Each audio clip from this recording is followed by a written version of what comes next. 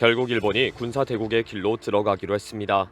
적기지 공격이나 선제 타격 능력을 반격 능력으로 바꾸는 안보 문서를 확정했습니다. 북한 미사일이 발사 준비를 하면 먼저 적기지를 공격하겠다는 계획부터 말도 안 되는 황당한 발상입니다. 이런 선제 타격 능력이 결국 북한이 겁을 먹고 눈치 보게 되는 억지력이다 라고 주장합니다. 이렇게 북한을 대상으로 여차하면 먼저 미사일을 쏘겠다는 발표는 언제든지 일본 마음대로 한국 영토 위로 미사일을 쏘겠다는 주장입니다. 폭망을 앞당기기 위해 제정신이 아닌 상황을 만들고 있는 일본입니다. 일본이 16일 저녁 안보 관련 3개 문서를 가기에서 통과시켰습니다.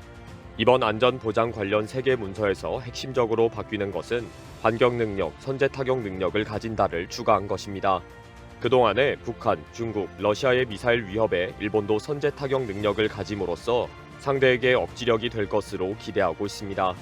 안전보장 관련 첫 번째는 향후 10년간 일본의 외교, 방위의 기본 방침을 나타낸 국가안전보장 전략, 두 번째는 방위 목표를 실현하기 위한 방법과 수단을 나타낸 국가 방위 전략, 그리고 세 번째가 방위비의 총액이나 어떤 장비품을 정비할 것인지를 정한 방위력 정비 계획을 일컫는 것입니다. 이제 일본은 안보 관련 지출을 국내 총생산 대비 2%인 11조엔 규모로 확대하기로 했습니다.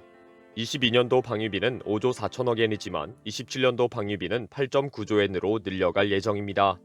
이제 일본의 무기를 대량으로 판매하게 된 미국은 역사적인 발걸음이라고 환영했습니다. 백악관은 방위비를 대폭 늘린다는 일본의 목표는 미일 동맹을 강화하고 현대화하는 것이다 라며 환영 성명을 발표했습니다. 중국은 14일 외무성의 성명으로 일본의 방위 정책 문서는 양국 간의 약속에 반한다. 중국의 불합리한 오명을 뒤집어 씌우는 것으로 단호하게 반대한다 라고 강하게 반발했습니다.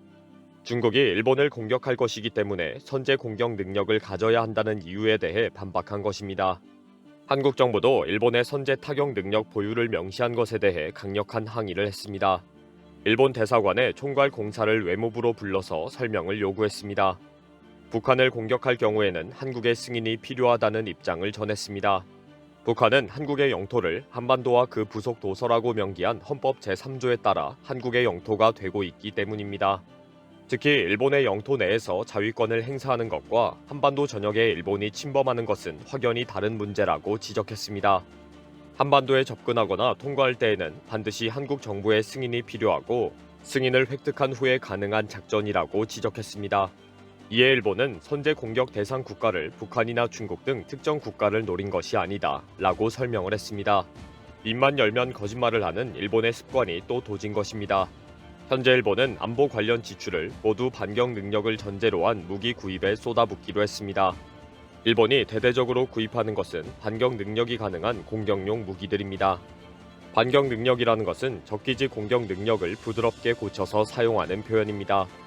적기지 공격 능력이 발사 가능성이 있는 북한 미사일 기지를 미리 공격해버린다 라는 의미이기 때문에 그동안 헌법 위반이다 판단을 누가 하는가, 전쟁을 일으키려는 위험한 발상이다 라는 비난을 받아왔습니다.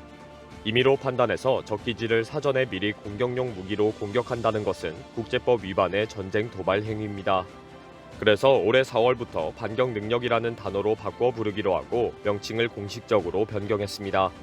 북한이 공격을 하려고 하기 때문에 사전에 반격이 필요하다는 논리를 만든 것입니다. 선제 공격을 반격 능력으로 바꾸었지만 여전히 위험한 작전입니다. 현재 일본 언론은 전쟁에 휩쓸릴 수도 있다는 우려도 하고 있습니다. 반격이라고 하는 것은 실제 공격이 있다는 것을 전제로 하는 것인데 판단이 어렵기 때문입니다. 북한의 미사일 발사에 움직임이 있을 경우 이것이 예전처럼 동해나 태평양에 떨어지는 것인지 일본 본토를 타격하는 것인지 구분이 어렵다는 것입니다. 미사일이 어느 정도 날아와서 일본의 영토 위에 떨어지기 직전에 반격을 해야 한다는 어려움이 있습니다. 특히 앞으로 북한이 미사일을 수시로 일본 영토 인근 해역에 떨어뜨릴 경우에 반격을 해야 하느냐라는 고민을 하고 있습니다. 분명히 일본 영해도 일본 영토와 마찬가지의 주권 지역이기 때문입니다. 일본은 북한이 미사일을 쏘지 않도록 하는 억지력을 가지는 것이라고 하는데 북한이 신경 쓰지 않고 미사일을 쏠 경우 어떻게 대처할 것인지 고민하고 있습니다. 결국 방송에 나온 군사 전문가들은 적기지 공격과 같은 선제 공격은 있을 수 없다. 일본이 전쟁을 시작했다는 빌미를 줄 수 있다. 결국 첫 번째 미사일이 일본 영토에 떨어진 것이 확실할 때 대대적인 반격을 할 수밖에 없다. 라고 지적했습니다. 그동안 일본 국회에서도 선제 공격의 위험성에 대한 질의가 주목을 받았습니다. 선제 공격은 국제법 위반이고 결국 위험한 선전포고가 되면서 더 큰 전쟁으로 이어진다는 지적입니다. 이에 기시다는 답변을 통해 국제법을 위반하지 않는 선제 공격을 하겠다.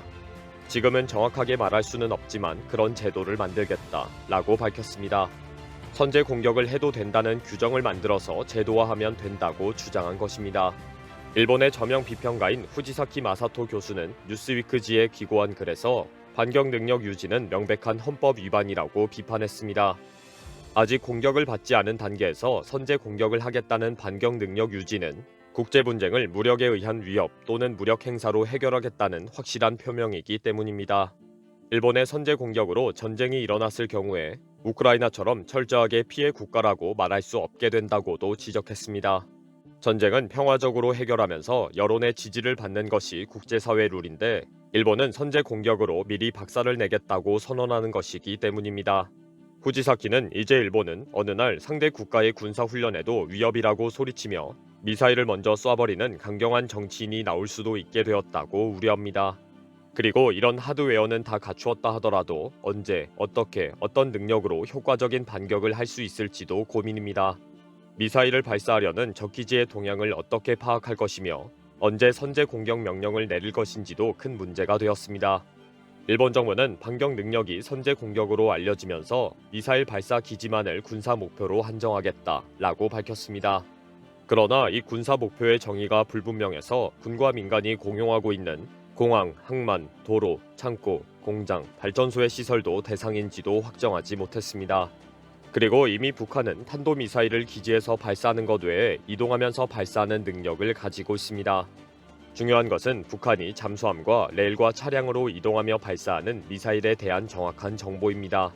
결국 이 정보를 모르면 일본의 반격 능력은 아무 소용이 없는 것이 됩니다. 결국 각종 미사일과 우주 기지까지 만들어도 부족한 것이 한국의 군사정보 협력입니다. 최근 일본 정부가 한국 정부에 먼저 접근하고 도움의 손길을 요청하는 이유는 지소미아의 복원 요청으로 알려졌습니다. 특히 한국이 북한의 미사일 발사를 강력하게 억제하는 역할을 해주기를 원합니다. 아무리 미군을 믿고 큰 소리를 치고 토마호크를 구입해도 절대 일본은 중국과 러시아, 북한의 공격을 이길 수가 없기 때문입니다. 사전 공격력으로 토마호크 500대를 구입하는 것은 일본 마음대로이지만 한국 머리 위로 자기들 마음대로 쏘아대는 것은 있을 수 없는 일입니다. 북한이라고 안 했다 라는 거짓말이나 하다가는 거대 지진에 일본이 가라앉는 일이 발생할 것입니다. 이번 영상은 여기서 마치겠습니다. 시청해주셔서 감사합니다.